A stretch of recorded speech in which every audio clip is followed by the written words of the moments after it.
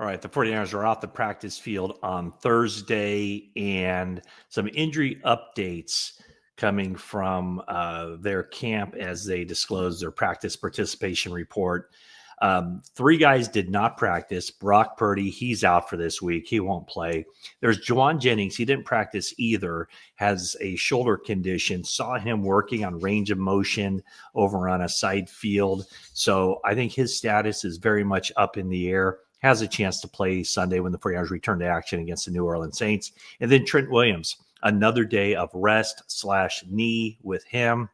He had that knee situation going on in the game on Sunday, returned to the game, played the entire game. But let's face it, he did not play well. One of his worst games as a member of the 49ers, and that backed up by the PFF score that they gave him, the grade that they gave him. So those are three guys who are still, we'll see. Obviously, Purdy's out, Jennings questionable, I suppose, and then Williams we'll have a better idea just where he is Friday when the 49ers announce their official injury report. But the backup left tackle is Spencer Burford. So that's what the 49ers contingency plan there is at right tackle would be.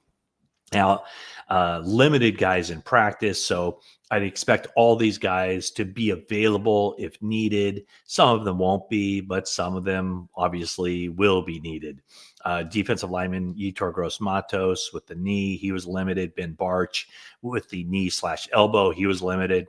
And then the Jordans, the wide receiver Jordan Watkins with the ankle, and the running back Jordan James with the finger. Okay, one thing to note on Brock Purdy and the 49ers and their quarterback situation. Mac Jones will start. That'll be his 50th career start. Kyle Shanahan was on KNBR on Thursday afternoon, and one of the things he said about Brock Purdy was there's a chance he misses next week, but there's also a chance he doesn't miss next week. They consider him week to week. I know there was a report of 2 to 5 weeks. It certainly seems like it's on the low end of that. One of the things that Shanahan said was that Brock Purdy had a better rehab day on Thursday, and they'll just see how he feels next week. Now, I think it's very telling that the 49ers did not make a roster move at the quarterback position. They brought in Mike White, who has been around the NFL a little bit with the Jets. They brought him in, but I think that was probably to just kind of check and see where he is in case they feel like they need a quarterback down the road. But also they were working out some tight ends. And so they just wanted to see, they needed a quarterback in there to throw to those tight ends. Mike White was the choice. And 49ers ended up signing Messiah Swinson, a very tall tight end, 6'7" guy who's out there on the practice field. But where the 49ers are right now is that they only have one healthy quarterback on their 53-man roster. That's Mac Jones. Brock Purdy won't play. They have one quarterback on the practice squad. That's Adrian Martinez of the XFL, UFL. He was at league MVP in the UFL for the 2024 season, league MVP, and also the championship game MVP. So as it looks right now, if Adrian Martinez comes up and he is elevated from the practice squad, if the 49ers, as I would expect, would have Curtis Robinson up from the practice squad, the linebacker, so probably Nick Martin, I would think, would be inactive again. So it kind of boils down to where the 49ers are with the wide receiving group. I'm not sure that they're going to make a move on their 53-man roster to move a practice squad player up to the 53-man. They'd have to cut somebody on their 53-man. I don't see them doing that right now. So teams can elevate a maximum of 2 players from the practice squad. As I sit here and talking to you on Thursday evening, I would expect those players to be Adrian Martinez and Curtis Robinson. So what does that mean for the wide receiver position? With Jennings's situation very much up in the air. I mean, let's face it.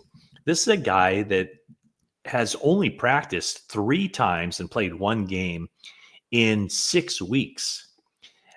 He left the practice field while my dog is playing with some toy over there.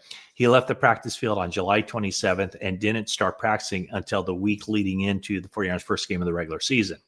So, did it show? Did the rush show? I think it did on Sunday against the Seattle Seahawks.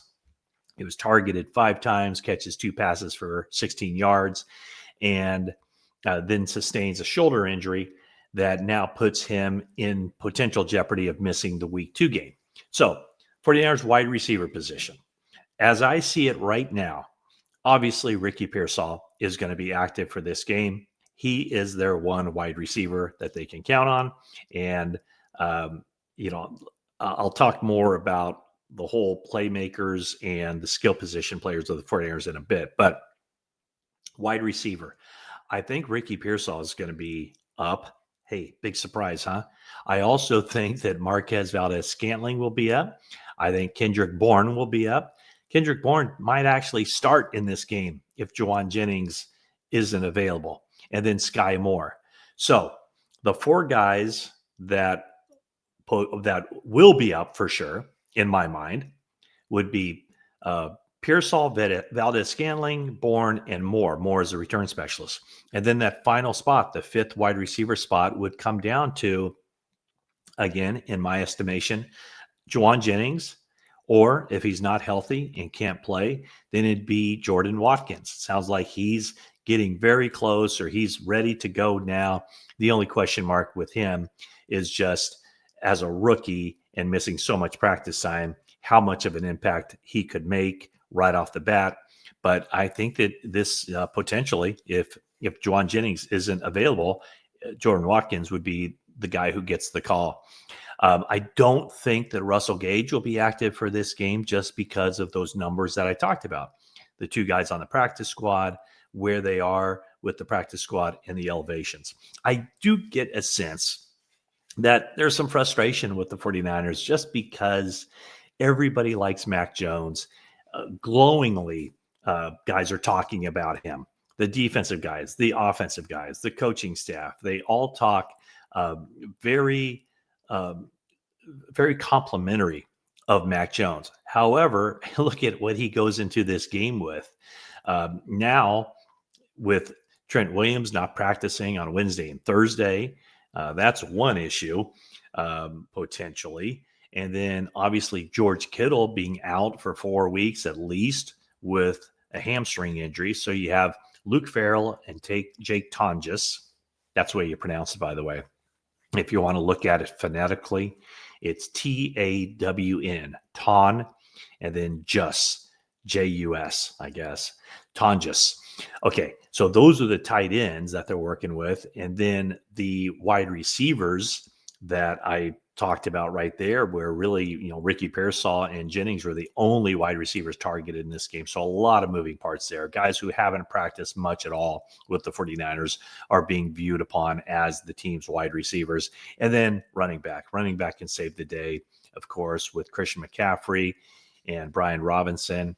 I don't get the sense that the 49ers were displeased at all at how the running back situation worked its way out on Sunday in Seattle, because they won the game, and Christian McCaffrey had a lot of touches, 22 carries, 9 receptions, but he was productive enough. The yards per carry wasn't exactly sky high, wasn't up there, wasn't real impressive, but the yards from scrimmage and the fact that he kept the chains moving and made enough plays both in the running game and the passing game to enable the 49ers to hold on to the ball. And as a result, in that game, they had possession of the ball 16 minutes more than Seattle did. So it might be another game on Sunday, a little bit of a slugfest as far as a defensive slugfest with the 49ers, where their strength, quite obviously, week 1 was their defense going up against the Saints. Defense with Brandon Staley. So, points could be in short supply. 49ers will need Eddie Pinheiro to step in and make a kick or two. So that is the rundown of where the 49ers are from a roster standpoint as they conclude their practice on Thursday.